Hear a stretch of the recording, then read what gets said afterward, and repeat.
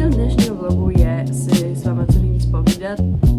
Píšu se příběčky. Já jsem teďka domalovala. Tutoriál na vrchol. Vůbec nestíháme.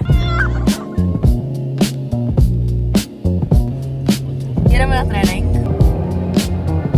Pátky nemám moc ráda.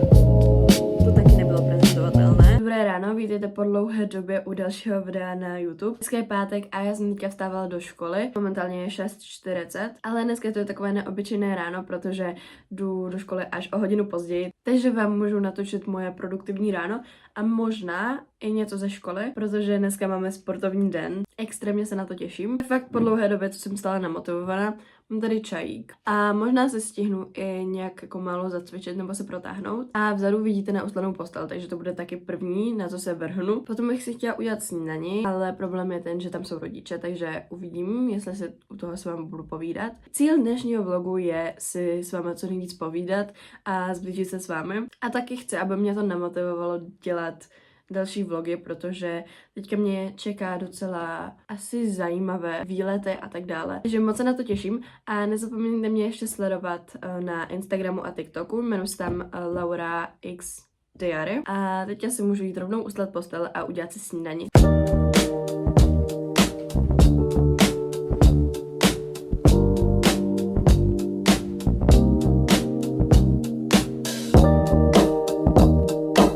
Jsem v kuchyni a jdu si udělat vajíčka, protože nám z Velikonoc bylo strašně moc vajíček. Zapomněla jsem ještě říct, že tento župan na mě uvidíte často, protože to je teďka moje oblíbená věc po ránu a večer. Sice v tom vypadám, kdybych měla 150 kg, ale musíte prostě brát na vědomí, že to je fakt příjemné. Tak si musím ještě udělat svačinu do školy, protože máme ten sportovní den a nebudeme moc jít do obchodu. Tak prostě snídaně je pro mě úplně nejdůležitější. Hnedka jak vstanu, tak myslím na jídlo. Bez snídaně upřímně nemůžu fungovat. Ještě bych vám chtěla říct něco málo o dnešním dnu.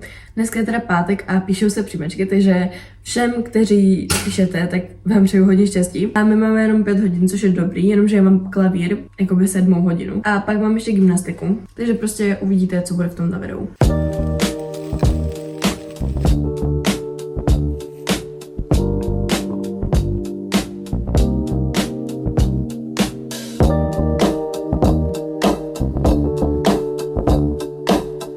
Teďka jsem se vyčistila zuby a update je takový, že zase nestíhám, takže zacvičím se až tam. Teďka si potřebuji udělat skincare, namalovat se a udělat si něco s vlasama, protože mám tak másné, že jsem spala i ve sleekbanu. A chci vám tady ukázat, co mi došlo. Došlo mi PR a to skincare od Ellen's Lab. Je to prý nějaká slovenská jakoby značka a je to fakt mega dobré. Já vám teďka ukážu, jakou pleť mi to fakt jako udělá. Anyway, za 40 minut musím vycházet, což fakt jako není dobré pro mě.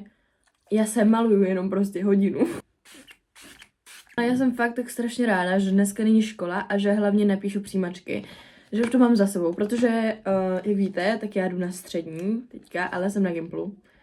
Takže jsem za to hrozně moc ráda. Já absolutně nevím, co vám tady mám říkat, ale asi to bude hodně random. Budu se snažit vám tady dát co nejvíc updateů. Jinak poslední dobou jsem celkem nemotivovaná, jo, pořád prostě chodím na trampolínu, skáču přes švádlo, prostě sportuju. A určitě bych chtěla udělat nějakou jakoby další výzvu. Jestli nevíte, tak já jsem měla jakoby nějakou 15denní výzvu. A vás to mega bavilo, mě to mega bavilo.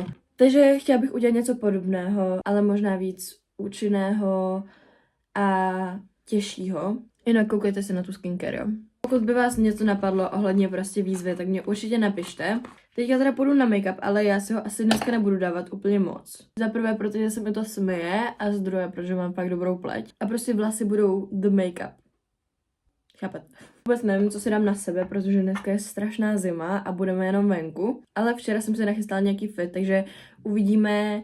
A když tak si vezmu něco jiného. Taky mi napište, co byste chtěli jako příští video, protože vůbec nevím, co mám natáčet. Tady to asi ukončím, protože fakt nestíhám a ozvu se vám za chvilku. Já jsem se teďka domalovala.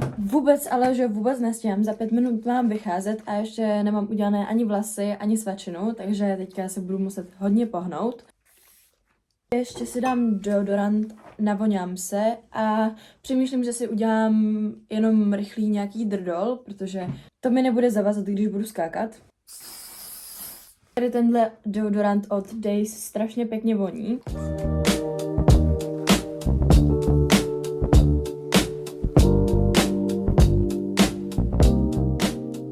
tady máte tutoriál na drdol. Já už jsem s tímto teda hotová, trvalo mě to ani ne 3 minuty. A teďka si prostě vezmu jenom nějakou rychlou svačenku a musím jít rychle na autobus. Jdeme se Sárou na autobus. Vůbec nestíháme. Jsem si prostě vzala jenom nějakou myslitečinku, takže prostě budu úplně ohladu. Pak vám dám update. Mítám být v jakémkoliv videu. To je strašná. Je strašná zima.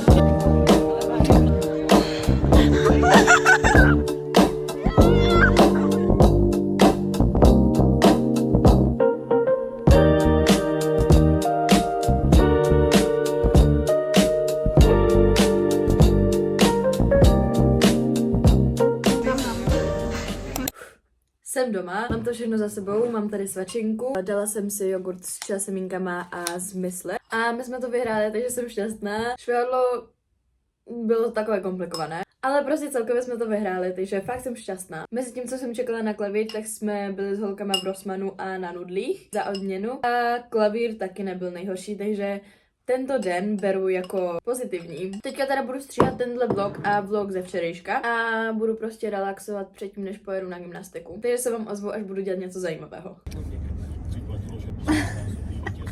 Jedeme na trénink, vůbec se mě netěším. Natočím vám něco málo s tama, ale uvidíme, jak to půjde. Podle mě to dneska nepůjde.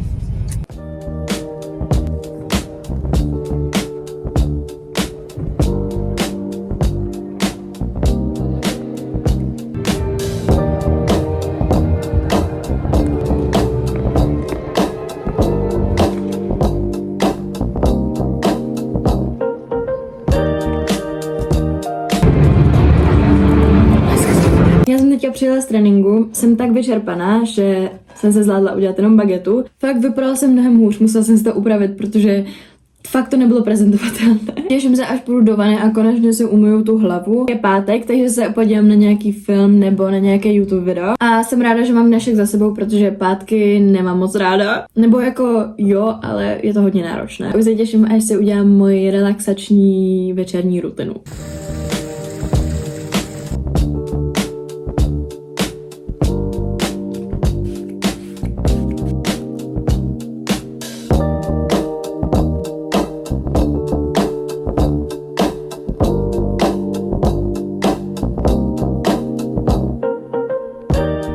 Já jsem teda vylezla z vany, musela jsem se vyfoukat vlasy, protože to taky nebylo prezentovatelné. A mám tady takový ovocný vánoční punč. Sice to je vánoční, ale já budu mít Vánoce klidně každý den. Každopádně teďka už je celkem pozdě, je 9 hodin, takže na žádný film se už asi nepodívám.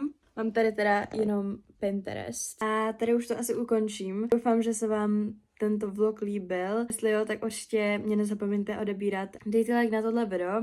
Pokud jste to dokoukali až sem, tak napište emoji králíčka a určitě se brzo uvidíme v nějakém jiném vlogu.